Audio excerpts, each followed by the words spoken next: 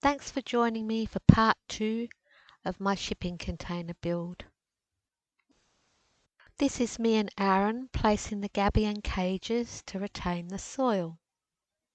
I got some more free pavers on Marketplace to make a path at the back of the house. It took a lot of work, but my gabions and path are now complete and the soil is retained. I bought a kit shed online on sale and had a cement slab put in place. I needed the shed to hold the tools in preparation for the container build. The only trouble was Nick and Lee couldn't complete it in one day, and that night there was a strong wind, so the shed almost blew away. Nick also helped me make the block fence to retain the soil on this side. We got there eventually, and it's never been a problem since. Ivan helped me work out where to place the blocks, and we dug the holes for the structural piers. We had to resort to saucepan and mugs for some of the holes, as the soil is so sandy here it just kept falling into the bottom. The first truck had arrived. It was a very exciting day, and full on. This was the side loader to offload the containers. Getting the containers up the drive took a bit of time, and Ivan and Nick had to hold up the phone line so the trucks could get in. It was hard for them to manoeuvre the truck up the drive.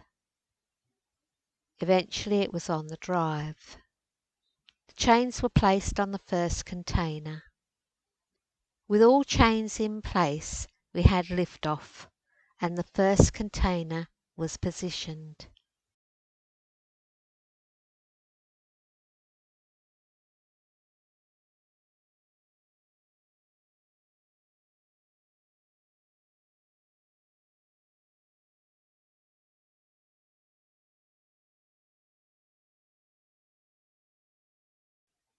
Time for the second container.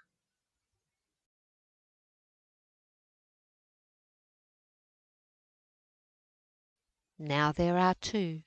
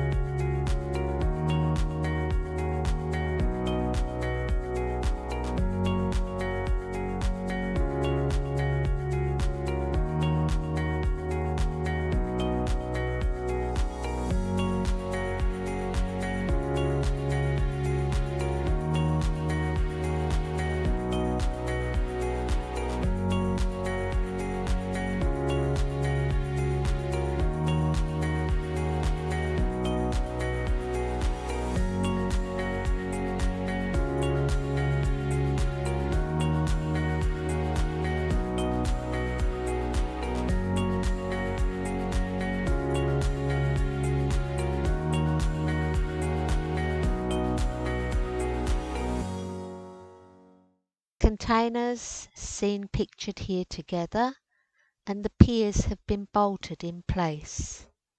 This is the inside, but the smell was terrible. They smelt strongly of oils and petrol, so a local BP saved their coffee grounds for me. If you're enjoying my container build, like and subscribe, and stay tuned for part 3, which will be released soon. Thank you.